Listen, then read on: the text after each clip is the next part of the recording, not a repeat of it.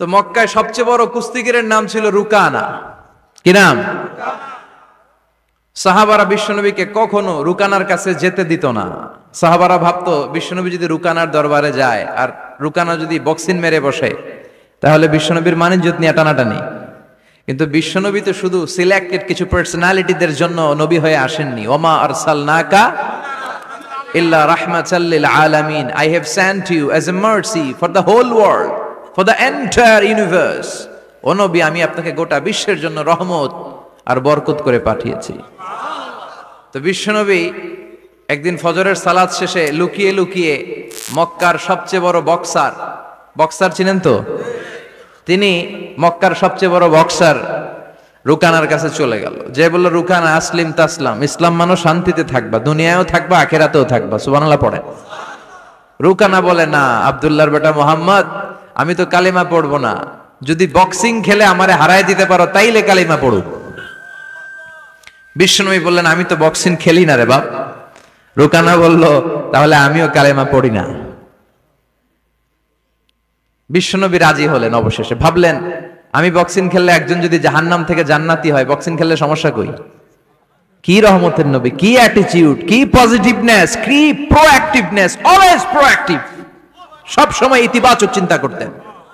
নেতিবাচক চিন্তা কারে বলে বিশ্বনবী জানতই না। সুবহানাল্লাহ পড়েন। বিশ্বনবী রাজি হলেন। এবার বক্সিং খেলার পালা। রুকানা হাফ প্যান্ট পরে গায়ের মধ্যে জাইতুনের তেল মেখে এভাবে লাফাচ্ছে। আপনারা রেসলিং খেলা দেখছেন? তেল মেখে পজিশন নেয় মারার জন্য প্রতিপক্ষকে। তো বিশ্বনবী তার পজিশন নেয় না, বিশ্বনবী দাঁড়িয়ে আছে। রুকানা বলল, মোহাম্মদ, আমি লাফাচ্ছি, তুমি লাফাও না কেন? তুমিও লাফাও। বিশ্বনবী বললেন, না আমি লাফাই না, কারণ আমি সেলাইবিহীন লুঙ্গি পরি।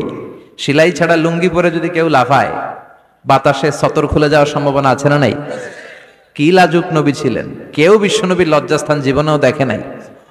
হালিমাতুস সাদিয়ার বাড়িতে যখন বিশ্বনবী থাকতেন, হালিমাতুস সাদিয়া 5 বছর এই কুরাইশি মোহাম্মদ ছেলেটাকে লালন পালন করেছে। হালিমাতুস সাদিয়া বলল, এই 5 বছরের ব্যবধানে কোনোদিন কুরাইশি মোহাম্মদরে কাঁদতে দেখি নাই। ক্ষুধা পেলেও ছেলেটা কাঁদতো না, ব্যথা পেলেও কাঁদতো না, শুধু লজ্জাস্থানের জায়গা থেকে কাপড়টা সরে গেলে শিশু মোহাম্মদ চিৎকার দিয়ে উঠত। এবার মারামারির পালা। রুকানা বলে, মোহাম্মদ তুমি মারো। বিশ্বনবী বললেন, তুই মার, কারণ আমি মারলে ওই মায়ের হজম করার ক্ষমতা তোর নাই। এখন রুকানা বলে, মোহাম্মদ তুমি মারো। বিশ্বনবী মারে নাই, কিন্তু বিশ্বনবী ওনার ডান হাত মোবারক, কি নরম হাত, সফটার দেন সিল্ক, সিল্কের চেয়ে নরম ছিল। ওয়াকানা কাফুহু আবিয়াদু মিনাদ দিবাজ, সফটার দেন সিল্ক, রেশমের কাপড়ের চেয়েও বিশ্বনবীর হাতের তালু সফট ছিল। এই হাতটা দিয়ে বিশ্বনবী রুকানার ডান কাঁধে এভাবে টাচ করলেন। মারে নাই, খালি বলছে, রুকানা এত লাফাস কেন? টাচ করার সাথে সাথে রুকানা বেহুশ হয়ে জমিনে পড়ে যায়। সবাই তো অবাক, ঘটনা কি, কি মিরাকেল, কি অলৌকিকত্ব। পানি ঢেলে রুকানারে হুঁশ ফিরানো হয়েছে। সবাই বলে, রুকানা তুই তো অনেক বড় পালোয়ান, আব্দুল্লাহর বেটা মোহাম্মদ ঘুষিও দিল না, লাথিও মারলো না, বেহুশ হইলি কেন? রুকানা বলে, আরে তোরা তো দেখোস নাই, তোরা দেখেছিস মোহাম্মদ হাত দিয়ে ধরেছে, আমার মনে হয়েছে বিশাল পাহাড় এসে কাঁধে চেপেছে। করবেন না?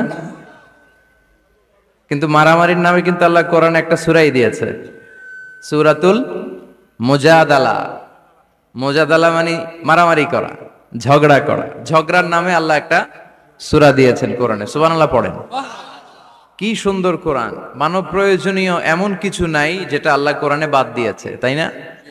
মানুষের প্রয়োজনীয় সব কিছু কোরআনের ভেতরে আছে না নাই? এজন্য আল্লাহ বলেছেন, এটা এমন কিতাব যে কিতাবে কোনো সন্দেহ নাই, কোনো ভুল নাই।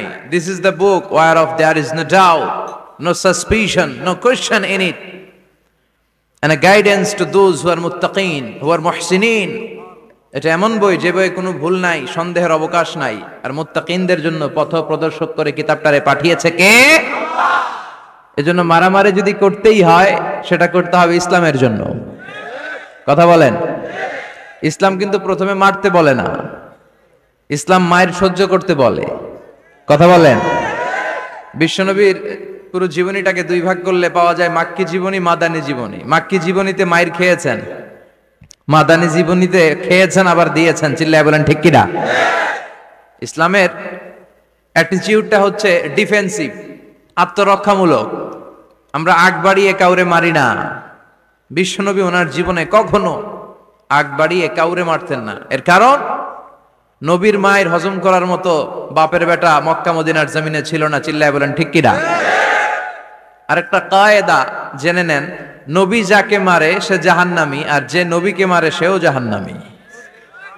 কেউ যদি নবীকে নিহত করে ও জাহান্নামে যাবে, আর নবী যদি কাউরে নিহত করে সেও, কারণ নবী তো যেন তেন কাজে কাউরে মারবে না, ঠিক কিনা? নবী যখন হাত তুলবে এখানে কজ এন্ড ইফেক্ট আছে, ভ্যালিড রিজন আছে, এমনি এমনি নবী হাত তুলবে না। এজন্য ইসলামের অ্যাটিটিউড হচ্ছে ডিফেন্সিভ, আগে মারে না, আগে মারে না, মাইর খায়, কিন্তু খাইতে খাইতে দেয়ালে যখন পিঠ ঠেকে যায় তখন কিছু মাইর দেওয়ার দরকার আছে না নাই? Defensive attacking system. এমনকি যুদ্ধের ময়দানে বিশ্বনবী বলতেন, খবরদার সিভিল সিটিজেন যারা আছে, সাধারণ নাগরিক, তাদের গায়ে হাত তোলো না। চিফ অফ মিলিটারিকে বিশ্বনবী ডিরেকশন দিয়ে দিতেন, সাধারণ নাগরিক মেরো না, কোন নারীর গায়ে হাত তোলো না, বৃদ্ধ বৃদ্ধার গায়ে হাত তোলো না, শিশুদের গায়ে হাত তোলো না, ও এলাকার ধর্মীয় পাদ্রীদের গায়ে হাত তোলো না।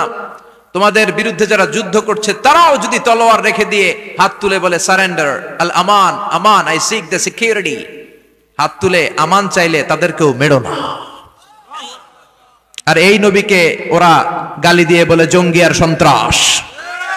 যারা বিশ্বনবীরে গালি দেয় এরা পিতৃ পরিচয়হীন জারদ সন্তান। বিশ্বনবীরে গালি দিলে কলিজায় আগুন লাগে মুসলমান, আগুন লাগে। কার কার লাগে তো হাত উঁচু করে আল্লাহর দেখা।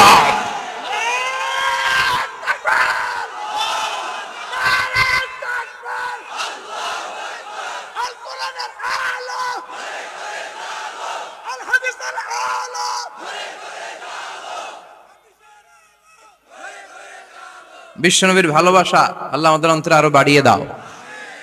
বিশ্বনবীর ভালোবাসা ছাড়া জান্নাতে যাওয়া যাবে?